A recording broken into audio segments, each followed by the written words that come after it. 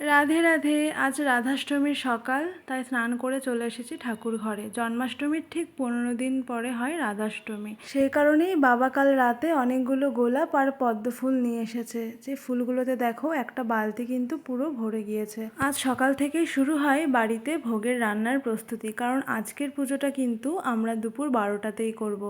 মা দেখো এদিকে ভেজে নিচ্ছে মালপোয়া, আর মালপোয়া ভাজার আগে কিন্তু মায়ের পায়েসও রান্না করা হয়ে গিয়েছে। আর আমি এখন এই লুচিগুলো বেলে দিচ্ছিলাম, আর মা একটা একটা করে ভেজে নিচ্ছিল। আজ ভগবানকে লুচি, পায়েস, মালপোয়া, তালের বড়া এই সমস্ত কিছু তো দেওয়া হবেই, তবে রাধারানীর প্রিয় কিন্তু গাঠি কচু আর কুমড়ো ভাজাও ভগবানকে নিবেদন করা হবে।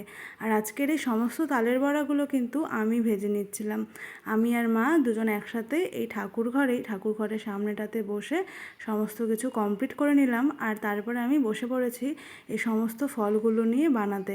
ফলগুলো বানানো হয়ে গেলে আমি এখন কিন্তু ভগবানের অভিষেকের জন্য জলটা তৈরি করছি। সেই জন্য প্রথমে নিয়ে নিয়েছি দুধ, তার মধ্যে দিয়ে দিলাম অল্প পরিমাণে দই, তারপরে মধু, ঘি আর গঙ্গার জল। তারপরে দিয়ে দিয়েছিলাম কিছুটা পরিমাণে চন্দনের গুঁড়ো, অগুঁড়োর জল, কর্পূর, আর সবশেষে দিয়েছিলাম অল্প পরিমাণে বেদানার রস আর মৌসুমীর রস।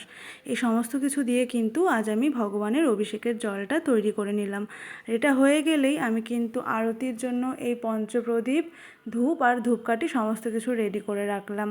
আর তারপরে বসে পড়েছি সেই এক বালতি ফুলের বালতিটা নিয়ে, যেখান থেকে দেখো আমি কিন্তু প্রথমেই গোলাপগুলো কেটে কেটে রেখে দিলাম, যাতে পরে ভগবানকে নিবেদন করতে সুবিধা হয়। আর বসে বসে কিন্তু সমস্ত পদ্মগুলোও ফুটিয়ে নিয়েছিলাম। আর আজ জানো তো আমি প্রথমবার পদ্ম ফুটিয়েছি, বেশ ভালোই লাগলো। আজ ভগবানের পুজোর জন্য দেখো অনেক রকমের ফুল আনা হয়েছিল, যেমন গোলাপ, পদ্ম, জুঁই ফুল, গাঁদা আর বাড়ির গাছের সাদা ফুল। এই সমস্তটা রেডি করে রাখলাম, আর কিছুক্ষণ পরেই আমরা কিন্তু পুজোতে বসবো। তাই এই পরের ভিডিওতে পুজোর সমস্ত কিছু তোমাদের সাথে শেয়ার করব। এই ভিডিওটা কেমন লাগলো জানিও।